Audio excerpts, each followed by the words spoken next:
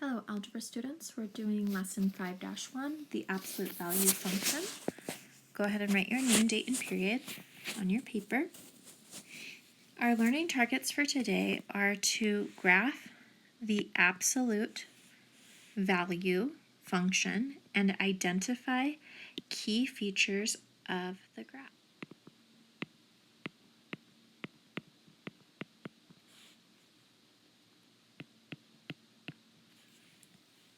Our second learning target is to calculate and interpret the rate of change. Another word for that is the slope of an absolute value function over a specified interval. So another word for a rate of change is slope. Our vocabulary today is absolute value function, función de valor absoluto, axis of symmetry, eje de simetría, vertex or vértice, vértice. So today we're going to graph absolute value functions, and those look like this right here. The way we read it is f of x is equal to the absolute value of x. So these little markings right here are called absolute value bars.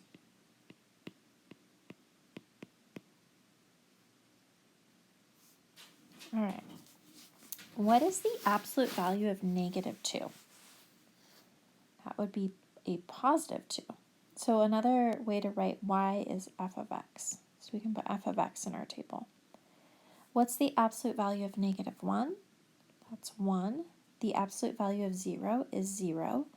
The absolute value of 1 is 1, and the absolute value of 2 is 2.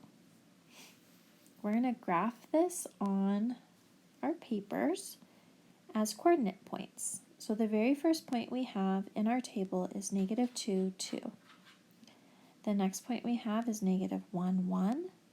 Then we have 0, 0, 1, 1, and 2, 2. And it makes this nice V shape.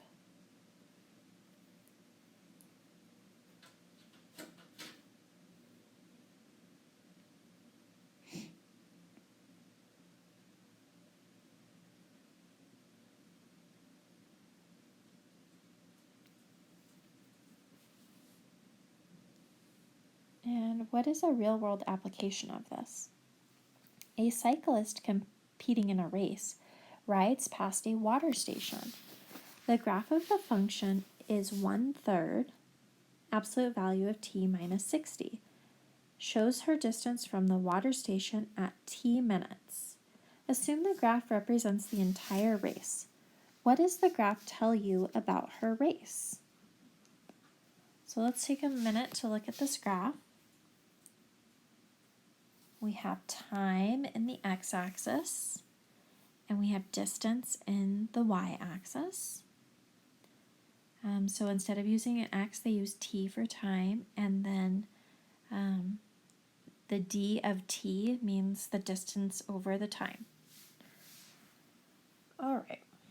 1/3 absolute value of t minus 60 is the function, and we can see in this blue line that we're starting at 20 kilometers away from the water station until the cyclist gets to the water station. So that whole distance from 20 to 0 away, 20 minus 0, is equal to a total distance of 20. So that's our distance, our d of t. And our time in that period is from 0 to 60. So if we were to do 0 minus 60, that would be -60. But because it's an absolute value problem, we're going to take the absolute value of that and make it positive. But 20 over 60 reduces to that rate of change or slope, which is 1/3. And you can see that in the function. If we leave it negative, then you can see that it's a negative slope. It's going downhill because of the negative 60.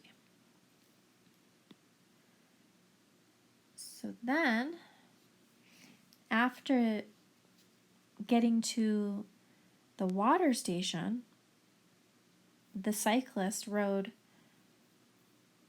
60 minutes to get there, a distance of 20 kilometers. And then they're going from 60 minutes up to, I believe it's 120 minutes, 2 hours. And they are traveling 20 kilometers away from the water station. So it could actually, this graph could be just showing going to the water station and then riding back, because she's moving away from the water station at the same rate. So we are at 0 kilometers from the water station, and then she ends up, or he ends up, at 20 kilometers away. That's our distance, and that was from 120. I'm sorry, no, it was from 60 minutes to 120 minutes.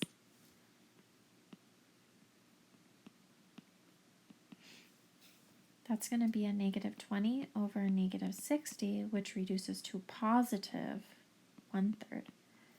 And you can see that the line is going uphill in this direction and going downhill in this direction. So what does it tell us about the race? The cyclist was 20 kilometers away from the water station, but reached it in 60 minutes. The whole race took 120 minutes and was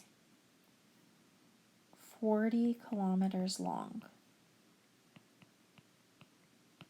That's what we can tell from the graph and the function and the story just by looking at that graph, the absolute value graph. Let's turn our page when you're ready. For this next example, we're looking at transformations of the absolute value function. So we're going to use a table again. The new function has a negative right here. So it's the same thing we had before, except that negative is in front of the absolute value sign. So what do we get when we take this x of negative 2 and we plug it in to the negative absolute value of negative 2? Well, that means the absolute value of negative 2 is 2, but a negative on the outside makes this negative. Then the same thing with negative absolute value of negative 1. That's going to give us a negative 1. The negative absolute value of 0 is just 0. The negative absolute value of 1 is equal to negative 1, because the absolute value of 1 is just 1. Then we have the negative absolute value of 2, and that becomes negative 2. Now we need to graph this. So negative 2 is right here. Negative 1 is here. 0, 0 is at the origin. 1 comma negative 1 is right there. And 2 comma negative 2 is here. So it's like, oh, that was a horrible line. It's like the one that we graphed before, but it's flipped upside down. It's like an upside down V.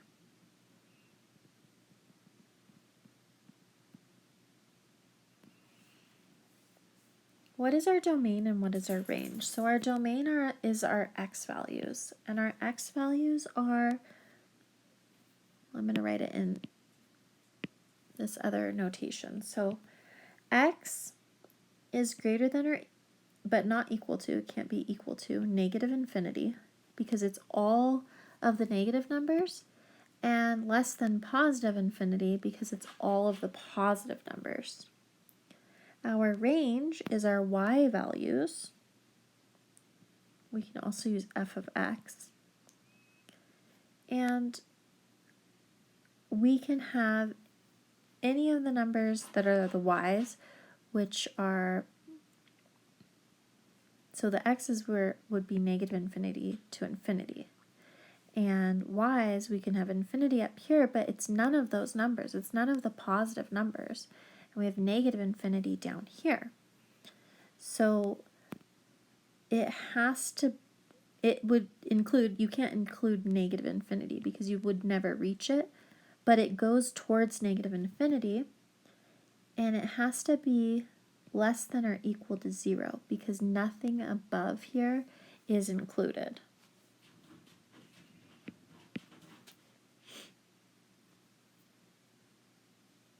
Okay. Now we're going to see how our function changes when we multiply it by negative 2.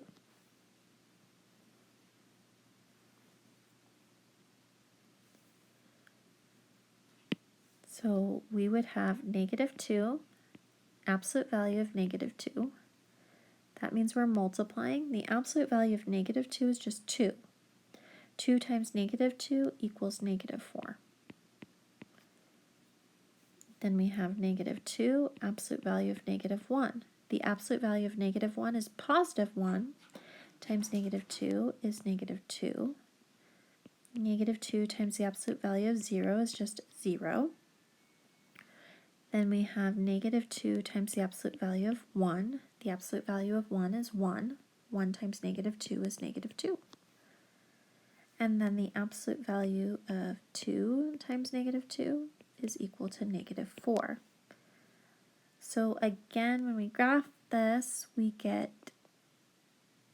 negative 2, negative 4, negative 1, oops, that's in the wrong spot, negative 2, so that's left 2, down 4, negative 4.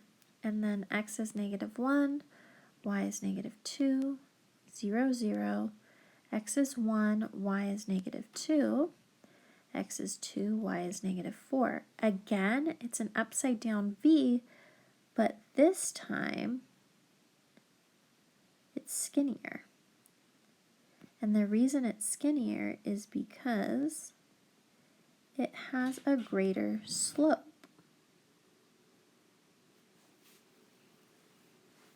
The slope would be negative 2 and positive 2. So this way it's increasing, and this way it's decreasing. So our domain is going to be all of the x values.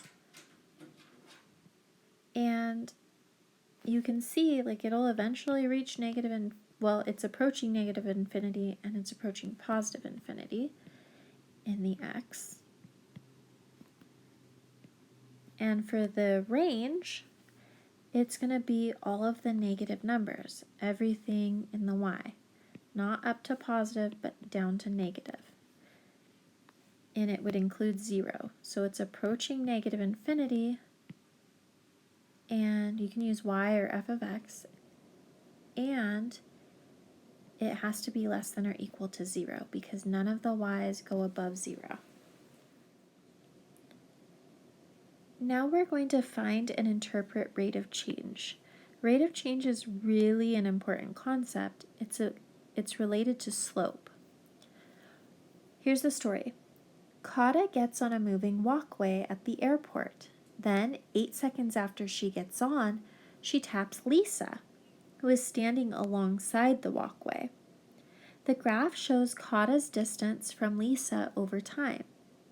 Calculate the rate of change in her distance from Lisa from 6 seconds to 8 seconds, and then from 8 seconds to 12 seconds. All right, what do the rates of change mean in terms of Kata's movement? All right, so from 6 to 8 seconds, that's going to be right here on the graph. Let me make that a little bit brighter for you to see. So from 6 to 8 seconds, what is that rate of change? Well, the seconds are our x value, and if you look at the y's, distance in feet, they're counting by 4s. See, each square is 4. So the rate of change, it's going down 4. Rate of change is slope. So we find slope in the change in y over the change in x. The y value is a difference of 4. It's going down 4. And it's going, we're counting by 2's here, 2, 4, 6, 8. From 6 to 8 seconds, that's 2.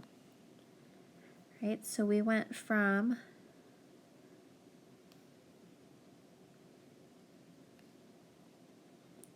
eight minus 6 gives us 2, and 0 minus 4 gives us that negative 4. That's going to equal negative 2. Then they wanted us to find the rate of change from 8 seconds to 12 seconds.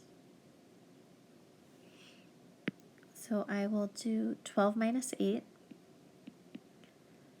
That's my time. Actually, so that should go on the bottom. 12 minus 8. That's our time, our change in t. And then our change in d of t, that's our y, is we're going up 2 squares. But 2 squares is actually going from 0 to 8. Or 8 distance away to 0 distance away. That's going to equal 8 over 4, which is equal to positive 2. So what do the rates of change mean in terms of Kata's movement? As the negative 2 means that that's her speed in seconds and feet, or feet per second. So negative 2 means she gets closer to Lisa